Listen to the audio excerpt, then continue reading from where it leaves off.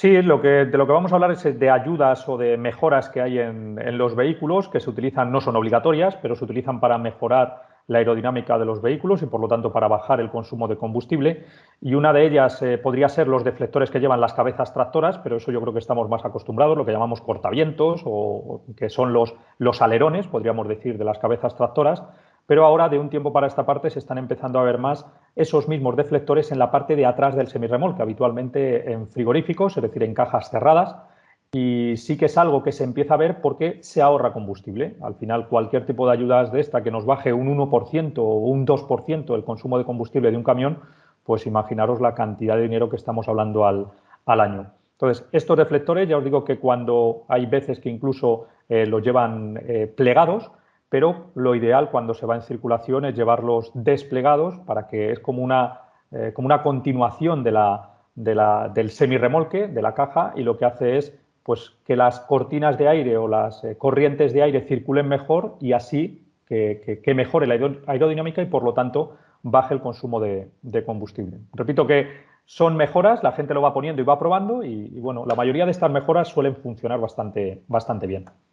Y esto es, entiendo que no es las marcas de camiones la que lo implementan, ¿no? Es un aftermarket, es alguien que se pone universal, entiendo, un poco para la caja y que canaliza ese flujo de aire, ¿no?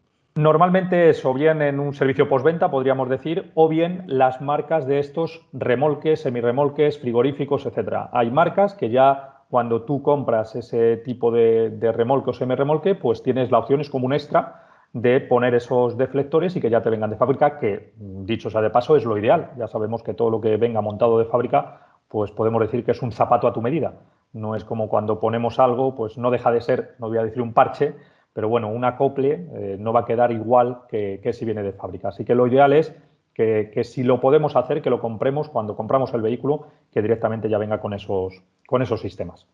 José, todas estas piezas que van, que están fuera del mercado, digamos, que se ponen aftermarket, que se ponen después, hay que saber un poco también, ¿no? Que tengan su seguridad, su homologación, tendrán que tener, me imagino algún oyente pensando en una especie de alerón que va en la parte de atrás de un camión que se pueda soltar. Imagino que eso tendrá que llevar también una seguridad.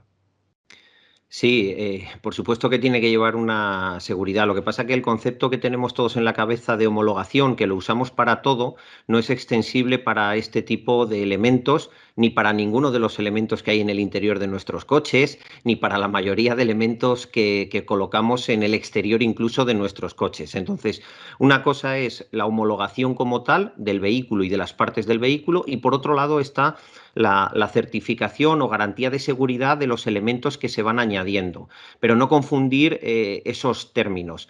Que una cosa no esté homologada no quiere decir que no sea segura, simplemente quiere decir que no hay normativa para ella.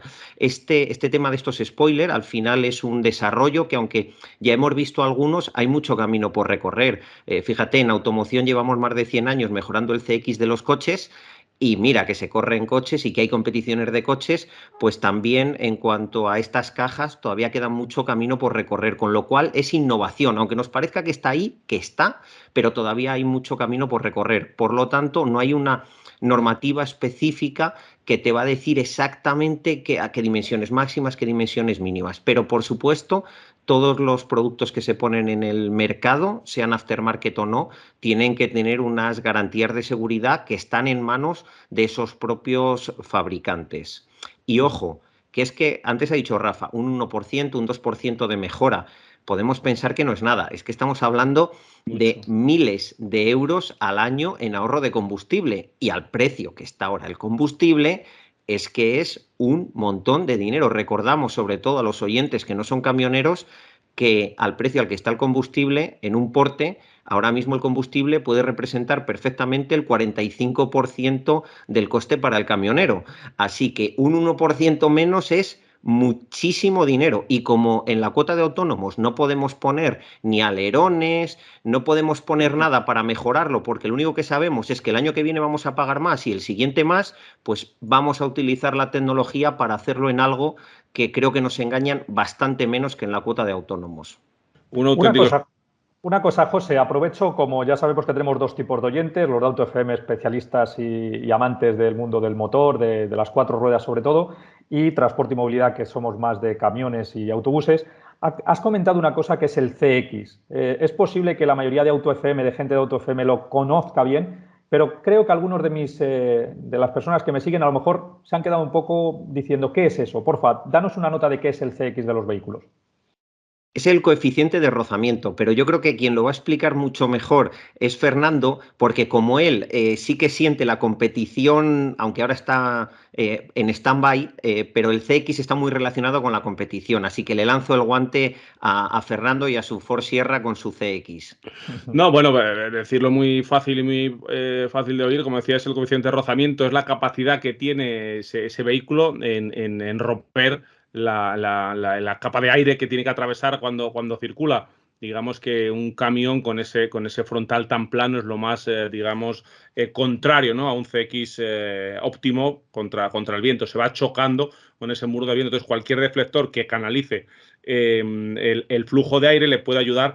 Luego podemos meternos en que el aire también ayuda al coche a pegarse al asfalto, podemos utilizar el aire para canalizarlo hacia los frenos y que tenga una mejor refrigeración, que en camiones también es interesante que los frenos con una bajada, pero básicamente es esa capacidad, ¿no?, que tiene un chasis para penetrar en el aire y que no le cueste al motor más consumo.